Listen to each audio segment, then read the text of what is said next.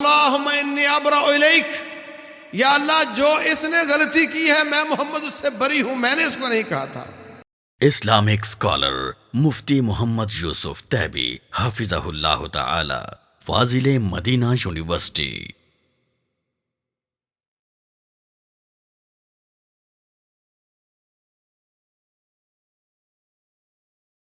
وَكَذَلِكَ فَتَنَّا بَعْضَهُمْ بِبَعْضٍ لِيَقُولُوا أَهَٰؤُلَاءِ مَنَّ اللَّهُ عَلَيْهِم مِّن بَيْنِنَا أَلَيْسَ اللَّهُ بِأَعْلَمَ بِالشَّاكِرِينَ۔ محترم سامعین اور سامعات،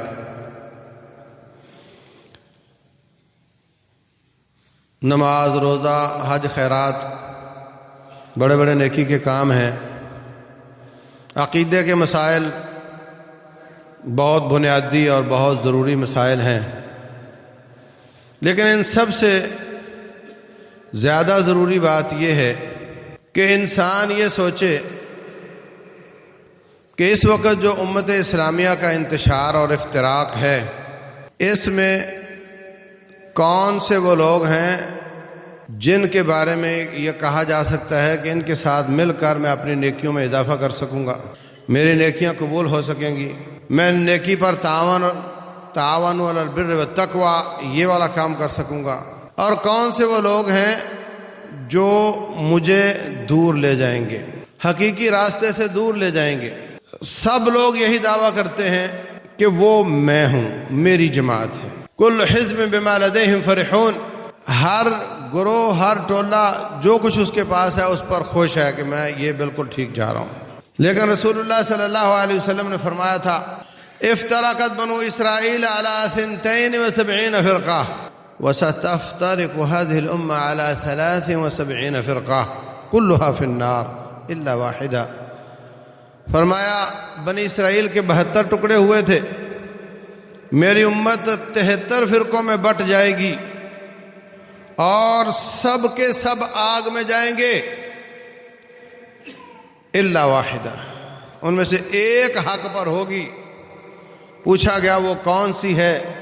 فرمایا ما انا علیہ و اصحابی، جس طریقے پر، جس مشن پر آج میں اور میرے صحابہ کرام ہیں وہ جماعت حق پر ہوگی جس پر میں اور میرے صحابہ کرام ہیں۔ اسی وجہ سے اہل سنہ والجماعہ نے اپنا نام اہل سنہ والجماعہ رکھا ہے۔ میں اور میرے صحابہ، نبی صلی اللہ علیہ وسلم کی بات وہ سننا ہو گئی اور والجماعہ صحابہ کی بات ہو گئی۔ رسول اللہ صلی اللہ علیہ وسلم ایک امام اور پیشوا کی سیرت ہیں، ایک قائد اور حکمران کی سیرت ہیں، ایک عظیم پیر کی اور ایک بہت بڑے لیڈر کی حیثیت ہیں، جبکہ صحابہ کرام وہ ایک بہت اچھے مرید کی سیرت ہیں۔ اگر وہ امام ہیں تو یہ مقتدی ہیں، اگر وہ پیشوا ہیں تو یہ پیچھے چلنے والے ہیں۔ اگر اللہ تبارک و تعالیٰ نے نبی صلی اللہ علیہ وسلم کو ہمارے لیے اسوۃ حسنہ بنایا ہے تو صحابہ کرام کو بھی نبی صلی اللہ علیہ وسلم نے اسوہ قرار دیا ہے۔ طریقہ رسول اللہ صلی اللہ علیہ وسلم کا، فہم صحابہ کرام کا، جیسے انہوں نے اس وقت سمجھا، جو ان کے سمجھنے کا طریقہ ہے، کیونکہ ان کی سمجھ پر اوپر سے دوبارہ نبی صلی اللہ علیہ وسلم کی مہر ثبت ہو گئی۔ انہوں نے فرمایا یہ کرو، صحابہ نے کر کے دکھایا، آپ نے دیکھا تو آپ نے ان کو برا نہیں کہا، تو ان کی وہ سمجھ، ان کا وہ طریقہ، ان کا وہ منہج وہ نبی صلی اللہ علیہ وسلم کی مہر کے ساتھ سچا ثابت ہو گیا۔ عبداللہ بن مسعود رضی اللہ تعالیٰ عنہ فرماتے ہیں کہ اللہ تبارک و تعالیٰ نے ساری کائنات کو دیکھا اور جو سب سے زیادہ پاکیزہ دل تھے ان کو اللہ تعالیٰ نے نبی کی صحبت کے لیے پسند فرمایا۔ تو رسول اللہ صلی اللہ علیہ وسلم کی سیرت، ان کے فرامین، اللہ تبارک و تعالیٰ کے حکم پر اور صحابہ کرام کا ان پر عمل کرنے کا طریقہ، یہ سچا دین ہے، یہ سچی جماعت ہے۔ لیکن آپ دیکھتے ہیں کہ نام بسا اوقات اہل سنہ کا ہوتا ہے، نام اہل سنہ والجماعت کا ہوتا ہے، مگر اس میں بگاڑ ہے، عقیدے کا بگاڑ ہے، عمل کا بگاڑ ہے، تو خالی نام سے بات نہیں بنے گی۔ جو لوگ خالص عقیدے والے، خالص عمل والے، یہ تو طے ہے لا تزال طائفۃ من امتی ظاہرین علی الحق، فرمایا قیامت تک زمین کا ٹکڑا، زمین کی ٹکی یہ اس ایک جماعت سے خالی نہیں ہوگی جس نے جنت میں جانا ہے۔ ایسا نہیں ہو سکتا کہ ایک وقت آئے وہ بالکل دنیا میں نہ ہو، وہ ہمیشہ رہیں گے، کہیں نہ کہیں رہیں گے۔ ان کی نشانیاں بیان فرمائیں، لا يضرهم من خذلهم ولا من خالفهم، جو ان کو چھوڑ کر جائے گا ان کا نقصان نہیں کر پائے گا، اور جو ان کا مقابلہ کرے گا وہ بھی ان کا نقصان نہیں کر پائے گا۔ ایک اور نشانی فرمایا لن يبرح هذا الدين قائما يقاتل عليه عصابة من المسلمين، یہ دین قائم رہے گا اور اس کی بنیاد پر ایک جماعت اللہ کے راستے میں قتال کرتی رہے گی۔ یہ بھی ان کی نشانی بیان کی۔ تو عزیز بھائیو، ما انا علیہ و اصحابی، جس پر آج میں اور میرے ساتھی ہیں، یہ تلاش کرنا ہے۔ آپ بس اڈے پر جاتے ہیں، جانا آپ کو اسلام آباد ہے، اور گاڑی جو ملتان والی ہے وہ زیادہ خوبصورت بھی ہے، نئی بھی ہے، اور اس میں 2-1 سیٹوں کی ہی صرف گنجائش ہے، بھری ہوئی بھی ہے۔ تو آپ یہ دیکھو کہ بھری ہوئی ہے جلدی چل پڑے گی، اور نئی ہے آرام دہ ہے تو اس پر بیٹھ جاؤ گے۔ سب سے پہلے آپ دیکھو کہ بھلے پرانی ہو، زیادہ وقت لگائے، مگر سب سے پہلی بات یہ کہ میری منزل کی طرف جاتی ہے یا نہیں جاتی۔ اس میں لوگ تھوڑے بیٹھے ہوئے ہوں تب بھی اس پر بیٹھیں گے جو ہماری منزل کی طرف جاتی ہے۔ تو عزیز بھائیو، بنیادی بات یہ ہے، باقی ان کے ساتھ چلو گے تو اچھا عقیدہ بھی ملے گے، اچھے اعمال بھی ملیں گے، دعوت اللہ کے کام کے موقع بھی ملیں گے، وہ ساری باتیں بات کی ہیں۔ بنیادی طور پہ وہ گاڑی کون سی ہے؟ اس وقت ہر جماعت نے کوئی نہ کوئی اپنا ترہ امتیاز بنایا ہوا ہے۔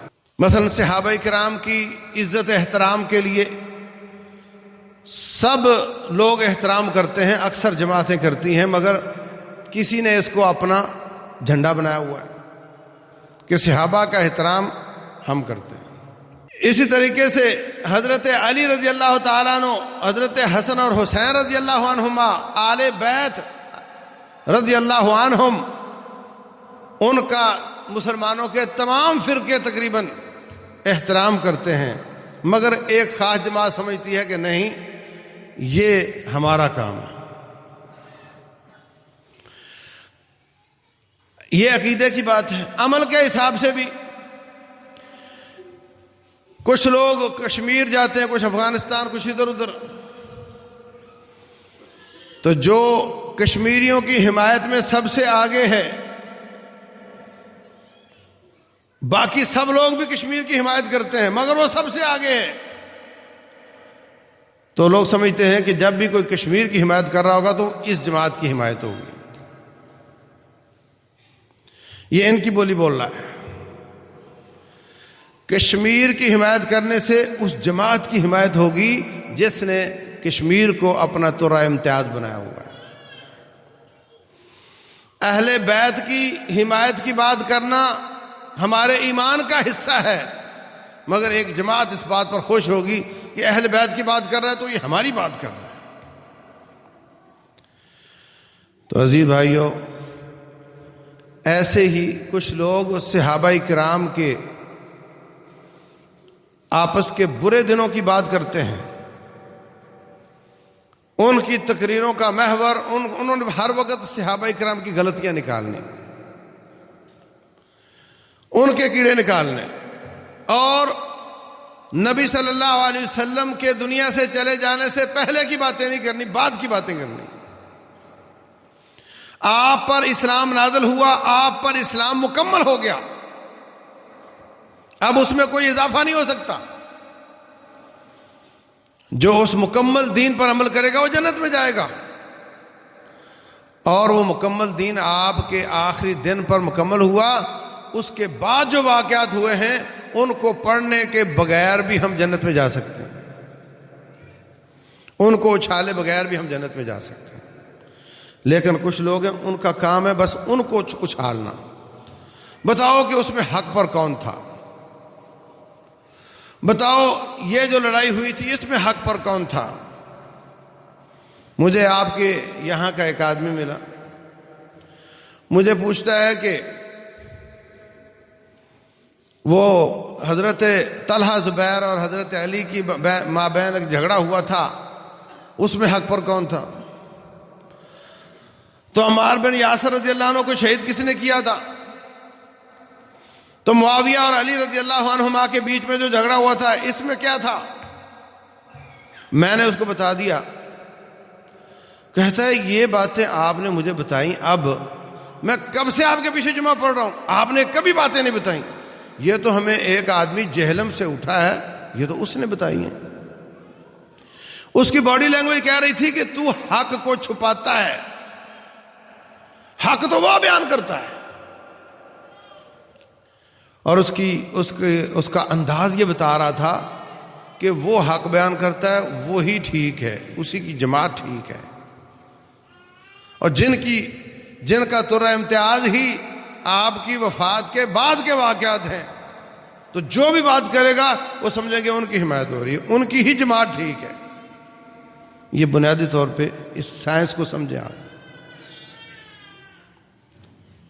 اور میرے عزیز بھائیوں، رب ذوالجلال فرماتے ہیں تلک امۃ قد خلت لہا ما کسبت ولکم ما کسبتم، وہ امت گزر گئی، جو انہوں نے کمایا وہ ان کو ملے گا، جو تم کماؤ گے تمہیں ملے گا۔ ولا تسألون عما كانوا يعملون، جو وہ کرتے تھے ان کا اللہ آپ سے سوال نہیں کرے گا، جو وہ کرتے تھے اللہ آپ سے نہیں پوچھے گا، تو تم مجھے کیوں پوچھتے ہو کہ وہ کیا کرتے تھے؟ جب اللہ ہم سے نہیں پوچھے گا کہ وہ کیا کرتے تھے، تو تم ایک دوسرے کو کیوں پوچھتے ہو کہ وہ کیا کرتے تھے؟ کافروں سے مومنوں کی لڑائیاں کیسے لڑی جاتی ہیں، اس کے کیا آداب ہیں، یہ طریقہ میرے مصطفیٰ علیہ الصلوۃ والسلام نے ساتھیوں کو بتایا۔ فرمایا عورت کو اگر لڑائی نہ کرے تو قتل نہیں کرنا، بچے کو قتل نہیں کرنا، بڈھے کو قتل نہیں کرنا، جو گھر میں دبک کے بیٹھا ہے اس کو گھر گھس کر نہیں مارنا، جو لڑنے کے لیے آیا اس کو مارو، لڑ لیا مار دیا، ناک مت کاٹو، کان مت کاٹو، مسئلہ نہ کرو۔ یہ ادب آداب سکھائے میرے مصطفیٰ علیہ الصلوۃ والسلام نے۔ اور اگر مومنوں کی آپس کی لڑائی ہو جائے پھر کیا ادب آداب ہونے چاہیے؟ نہ عہد نبوت میں ہوئی اور نہ اس کے ادب آداب آپ نے ان کو واضح کیے، لیکن آپس کی محبت، یگانگت، ایک دوسرے کا خیال کرنا، یہ باتیں واضح فرمائیں، اصول بیان کر دیے۔ اگر میرے مصطفیٰ علیہ الصلوۃ والسلام جنہوں نے 40 سال سے آپس میں لڑنے والے قبیلوں کو ایک کر دیا اللہ کے فضل سے، اوس اور خزرج کو ایک کر دیا، اگر ان کے ہوتے ہوئے اس طرح کی لڑائیاں ہوتی تو یہ ان کے لیے اچھی خبر نہیں بنتی۔ لیکن آپ کی وفات کے بعد ایسا ہوا، آپس میں جھگڑے بنے، تیسری پارٹی بلوائیوں کی اور خوارج کی، انہوں نے بیچ میں آ کر کے ایسی شرارتیں کی، ایسی سازشیں کی کہ انہوں نے آپس میں صحابہ کرام کو لڑایا، اس میں کوئی شک کی بات نہیں، اور انہوں نے لڑائی میں وہ آداب ہمارے سامنے بیان کر دیے جو عہد نبوت میں اس طرح وضاحت کے ساتھ نہیں آئے تھے۔ یہی خارجی کہتے تھے، حضرت علی رضی اللہ تعالیٰ عنہ پر الزام لگاتے تھے، کہتے تھے اگر حضرت عائشہ رضی اللہ عنہ طلحہ زبیر کا گروپ مسلمان ہے تو آپ اس کے ساتھ لڑائی کیوں کرتے ہو، اور اگر وہ مسلمان نہیں تو پھر ان کی عورتوں کو لونڈیاں اور ان کے مال کو غنیمت کیوں نہیں بناتے، یہ کہتے تھے۔ حضرت علی رضی اللہ تعالیٰ عنہ نے وہ آداب واضح کیے، اگر ایک بندہ زخمی ہو گیا ہے، کفر اسلام کے مارکے میں زخمی ہو جائے تو اس کو قتل کرنا ہوتا ہے، لیکن آپس کی لڑائی میں زخمی ہو گیا اس کو لے جاؤ ٹریٹ کرو، کیوں؟ ایک فتنہ تھا، وہ اب اس قابل نہیں رہا، اب اس کو سائڈ پہ کرو، اس کو مارنا مقصد ہی نہیں ہے۔ زخمی کو قتل نہیں کیا، اور پھر کسی کے مال کو غنیمت نہیں بنایا، اور پھر ان کے جنازے وہ پڑھ رہے ہوتے تھے، ان کے جنازے وہ پڑھ رہے ہوتے تھے، کسی کو کافر قرار نہیں دیا، کسی کو غلام اور لونڈی نہیں بنایا، آپس کے مارکے میں اس کو کم از کم کرنے کی کوشش کرنا، اس کو بڑھانا نہیں۔ حضرت معاویہ رضی اللہ عنہ کے ساتھیوں نے کہا قرآن اٹھا لیا، کام فیصلہ چاہتے ہیں، لڑنا نہیں چاہتے۔ ٹھیک ہے، نہیں لڑنا چاہتے، پیچھے ہٹ گئے سارے، قرآن سامنے آیا، سارے پیچھے ہٹ گئے۔ یہ آپس میں چپکرش میں آداب سکھائے صحابہ کرام نے۔ اللہ تبارک و تعالیٰ نے عہد نبوت میں اس طرح نہیں ہونے دیا، اور بعد میں ایسا ہوا تاکہ یہ بھی ایک سنت بن جائے کہ آپس میں جھگڑا ہو تو کس طرح کرنا ہے۔ تو میرے عزیز بھائیوں، بیچ میں بلوائی تھے، عبداللہ بن سبا تھا، حضرت عثمان بن عفان رضی اللہ عنہ کے زمانے میں کوفہ جاتا، کہتا ہے کوفے والوں تم تو بڑی خیر سے ہو، بصرے کا تو حال خراب ہے۔ بصرہ جاتا، تم تو بڑی خیر سے ہو، شام تو بہ گیا، تباہ ہو گیا۔ اس طریقے سے سارے لوگوں کو کھڑا کیا، ان کو برین واش کیا، ان کے نوجوان ساتھ لیے، مدینے پہ چڑھائی کی، اور حضرت عثمان رضی اللہ عنہ کو واجب القتل قرار دے کر شہید کروا دیا ہے۔ اب بعد میں جھگڑا یہ تھا، حضرت معاویہ کہتے تھے کہ میرا بھائی شہید ہو گیا، اس کا بدلہ پہلے اور میری بیعت بعد میں۔ حضرت علی رضی اللہ عنہ کہتے تھے کہ نہیں، پہلے میرے ہاتھ مضبوط کرو، بیعت کرو، اور بعد میں پھر ہم مل کر ان بلوائیوں سے، ان ظالموں سے ہم بدلہ لیں گے۔ اسی معاملے میں چپکلش ہوئی، جھگڑا ہوا، لڑائی ہوئی۔ تو اب ان زخموں کو ہم دوبارہ کھولیں، اور دوبارہ جتنے لوگ بھی اس پر بیان کرتے ہیں وہ بال پر چلنے والی بات ہے، تلوار پر چلنے والی بات ہے، یا ادھر جھول جائیں گے یا ادھر جھول جائیں گے۔ لیکن حقیقت یہ ہے کہ یہ بلوائیوں نے اور باہر کے آنے والوں نے اور جھوٹا کلمہ پڑھ کر یہودیوں نے یہ سازشیں کی تھیں۔ وہ آپس میں بالکل نہ لڑنا چاہتے تھے، رب کعبہ کی قسم ایک دوسرے سے بہت زیادہ محبت کرتے تھے، اور ایک دوسرے کے حال احوال پوچھتے تھے، ادھر والے ادھر کے اور ادھر والے ادھر کے، بہت زیادہ محبت کرتے تھے۔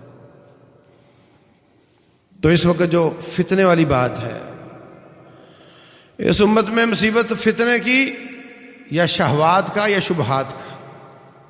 فتنے والی بات یہ ہے کہ آپ عقیدے کے مسائل چھوڑ دو، اللہ کے بارے میں کیسا عقیدہ ہونا چاہیے، رسول اللہ صلی اللہ علیہ وسلم انبیاء کے بارے میں کیا عقیدہ ہونا چاہیے، باقی سارے آخرت کا معاملہ، تقدیر کا معاملہ، ایمانیات جو واجب ہے ہر مسلمان پر، اور اپنی نماز روزہ پاکی پلیدی کو بھی چھوڑ دو، اور مسئلے بیان کرو کہ بھی وہ بتاؤ کہ معاویہ سچے تھے کہ علی سچے تھے رضی اللہ عنہ۔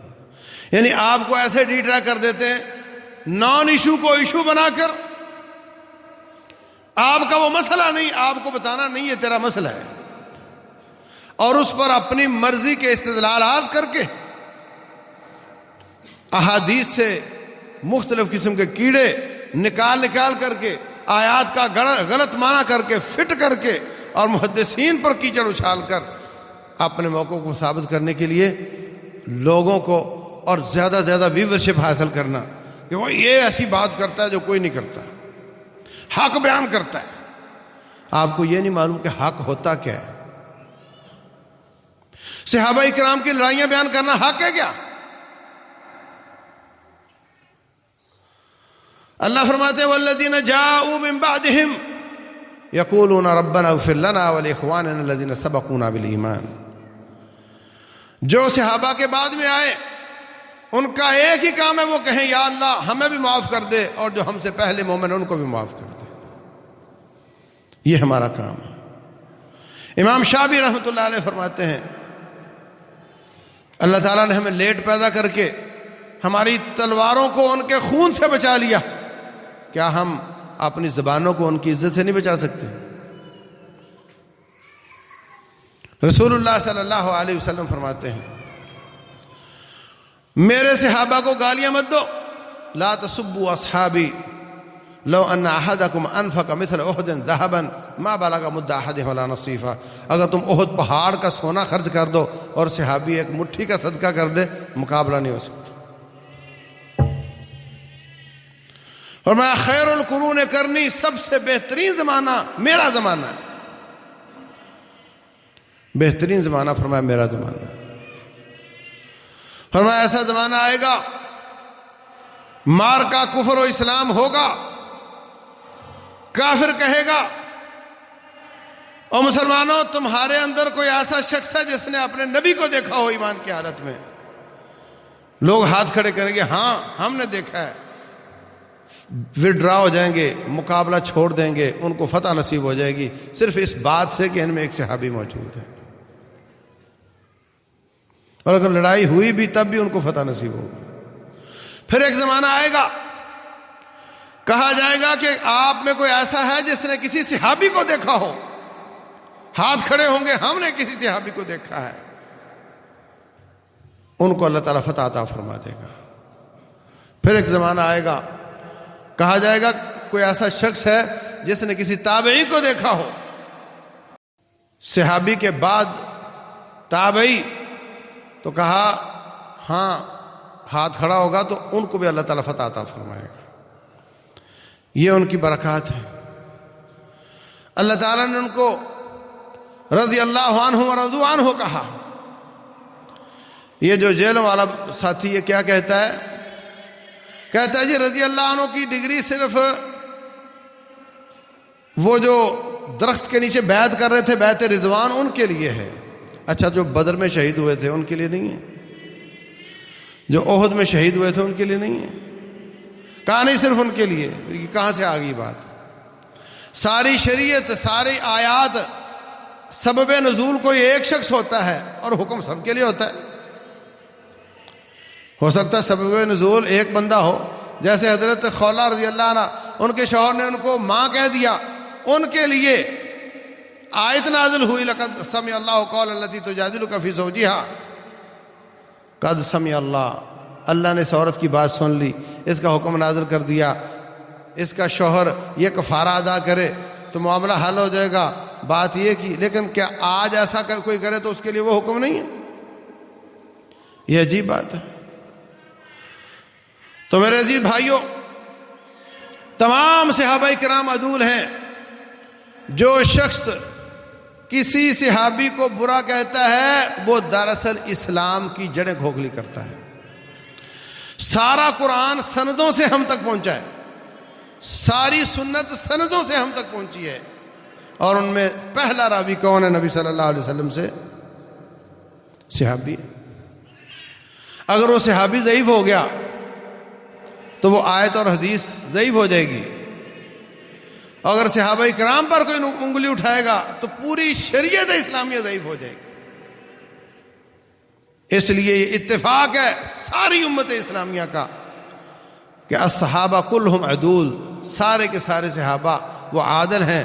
اگر کسی روایت میں یہ ہو تابعی کہے عن رجل صاحب النبی صلی اللہ علیہ وسلم، میری روایت ایک ایسے شخص سے ہے جو صحابی ہے، تو یہ بتانا ضروری نہیں کہ اس کون سا صحابی ہے، بس یہ کہہ دیا تو وہ کافی ہے، وہ روایت صحیح سمجھی جاتی ہے، وہ ضعیف نہیں ہوتی۔ یہ مصیبت بڑی پرانی چلی آ رہی ہے۔ مودودی صاحب نے بھی کافی سارا اس میں لکھا، حضرت عثمان رضی اللہ تعالیٰ عنہ کو نشانہ بنایا، حضرت معاویہ بن ابی سفیان رضی اللہ عنہما کو نشانہ بنایا، اور کہتا ہے جناب یہ کہ حضرت معاویہ رضی اللہ عنہ مکہ میں اور ان کے والد حضرت ابو سفیان رضی اللہ عنہ یہ تلوار کے ڈر سے مسلمان ہوئے۔ اور میرے عزیز بھائیوں، حضرت اسامہ بن زید رضی اللہ عنہ ایک مارکے کے امیر ہیں، آگے سے گڈڑیا آ رہا ہے، اس کے ساتھ بکریاں ہیں، ان کو دیکھ کر کہتا ہے اشہد ان لا الہ الا اللہ. انہوں نے پھر بھی اس کو کاٹا اور بکریاں قابو کر لی. صحابہ کرام واپس آئے, نبی صلی اللہ علیہ وسلم کو شکایت لگا دی. آپ نے سامہ کو حاضر کر لیا, کہا کیوں قتل کیا اس کو جب اس نے کلمہ پڑھ لیا تھا؟ کہنے لگے جی وہ تو لشکر کو دیکھ کر, تلوار کو دیکھ کر اس نے کلمہ پڑھا تھا. فرمایا تو نے اس کا دل پھوڑ کر دیکھا تھا, کیوں قتل کیا اس کو؟ کیوں قتل کیا اس کو؟ اتنا ڈانٹا کہ حضرت اسامہ بہت پریشان ہوئے. اتنا ڈانٹا, فرمایا حل لا شککتا قلبہ, تو نے دل پھوڑ کر دیکھا تھا. فرمایا ما داتا فالودیات یوم القیامت بلا الہ الا اللہ, جب وہ قیامت والے دن لا الہ الا اللہ لے کر آئے گا تو تیرا کیا بنے گا؟ پھر فرمایا اللہم انی ابرأ الیک, یا اللہ جو اس نے غلطی کی ہے میں محمد اس سے بری ہوں, میں نے اس کو نہیں کہا تھا صلی اللہ علیہ وسلم. تو یہ فیصلے کرنا کہ انہوں نے جی تلوار کے ڈر سے کلمہ پڑھا تھا, کتنی بڑی جرت کی بات ہے. یہ بھی جیل والا کہتا ہے. تو عزیز بھائیوں, بنیادی غلطی یہ ہے کہ نان ایشو کو ایشو بنا کر لوگوں کو الو بنایا ہوا ہے. وہ مسائل ہمارے ہیں نہیں, ان کے بغیر اسلام مکمل ہے. کبھی آپ نے سنا اس کو کہ وہ ابو بکر صدیق رضی اللہ تعالیٰ عنہ کو برا کہنے والوں پر تنقید کر رہا ہوں, یا یہ جو 10 محرم کو جو کچھ کیا جاتا ہے اس کو وہ برا کہہ رہا ہو, لیکن ایک ایک کر کے ان کے مسائل کو سچا ثابت کرنا, ہاتھ چھوڑ کر نماز پڑھنا. رسول اللہ صلی اللہ علیہ وسلم کے زمانے میں صحابہ کرام کہتے کانو یومرون یا کننا نومر, ہمیں حکم دیا جاتا تھا کہ ہم الٹے ہاتھ پر سیدھا ہاتھ باندھیں. یہ حدیث بالکل واضح ہے. ایک روایت میں ہاتھ باندھنے کا تذکرہ نہیں, وہ تذکرہ نہیں تو کیا ہوا, اس میں نہیں تو اس میں تو ہے نا. اب اس روایت کو اچھال کر کہنا کہ نہیں یہ ٹھیک ہے, ایک ایک کر کے حمایت کرنا اور پھر لوگوں کو اپنے ساتھ ملانا. اور لوگ آج کل مصیبت یہ ہے, نہ والدین کے لیے ٹائم ہے اور نہ اللہ اس کے رسول کے لیے ٹائم ہے. ٹائم ہے صرف موبائل کے لیے, اور اس میں جو چیزیں آتی ہیں اس کو سنتے چلے جاتے ہیں اور اپنے اور عقیدے اور اعمال کو برباد کرتے چلے جاتے ہیں.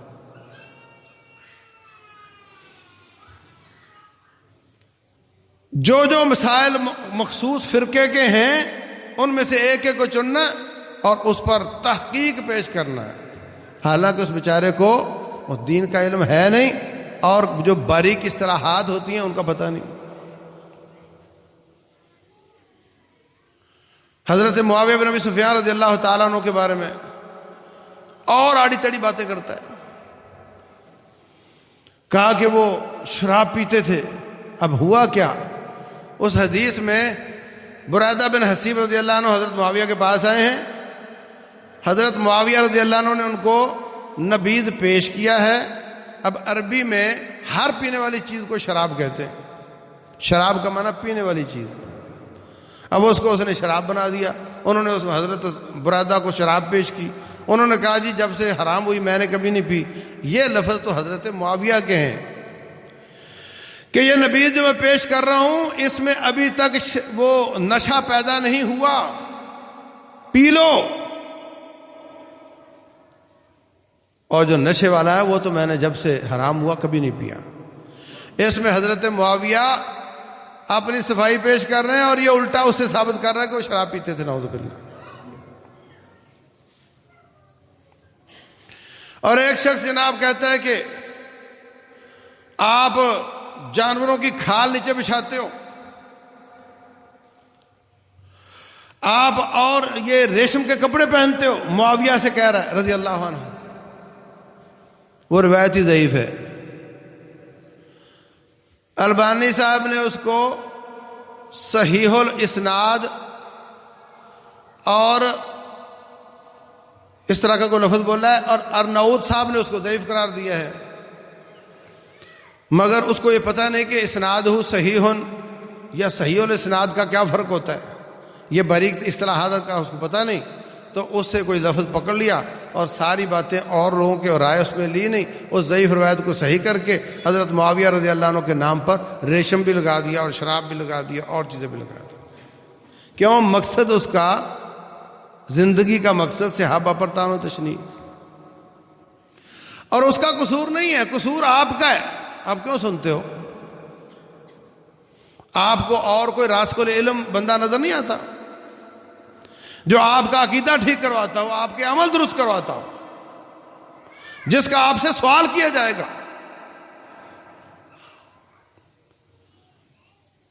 لوگ دیکھتے ہیں، اس کو کہتے ہیں بھیڑ چال، دیکھتے ہیں ویورشپ کتنی ہے، او لاکھوں لوگ دیکھ رہے ہیں، چلو پھر یہی ٹھیک ہے، یہ گاڑی چمکدار ہے، زیادہ لوگ بیٹھے ہوئے ہیں، اسی پہ بیٹھ جاؤ۔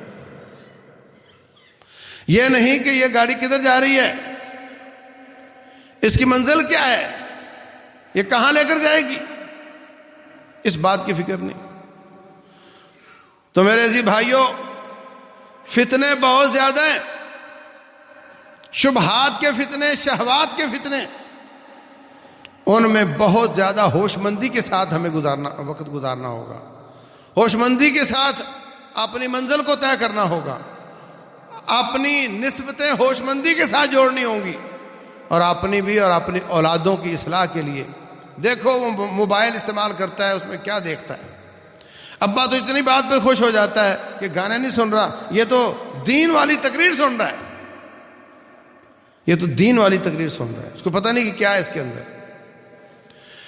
تو صحابہ اکرام رضی اللہ تعالی عنہم، ان کا احترام ہم پر واجب ہے۔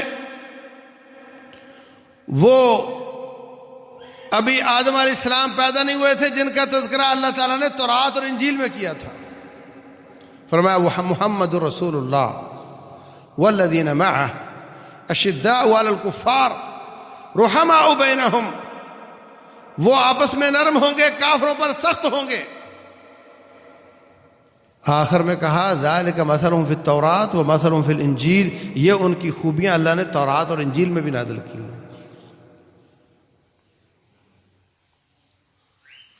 تو وہ اس پائے کے لوگ ہیں جن کو رسول اللہ صلی اللہ علیہ وسلم نے فرمایا فَلْيُبَلِّغُ شَاهِدُ الْغَائِبِ، فَلْيُبَلِّغُ الشَّاهِدُ، جو میرے سامنے بیٹھے ہیں یہ دین کو آگے پہنچائیں۔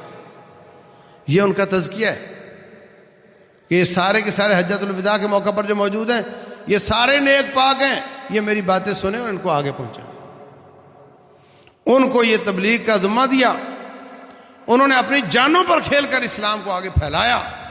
آج ہم مسلمان ہیں، اس میں بہت زیادہ حصہ ان کے خون کا ہے، بہت زیادہ حصہ ان کے پسینے کا ہے۔ اللہ تعالیٰ ان کو ہماری طرف سے جزائے خیر عطا فرمائے۔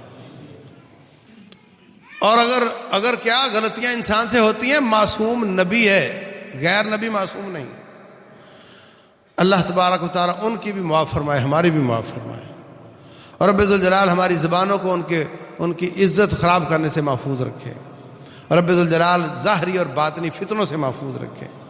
واللہ اعلم، وصلی اللہ وسلم وبارک علی نبینا محمد۔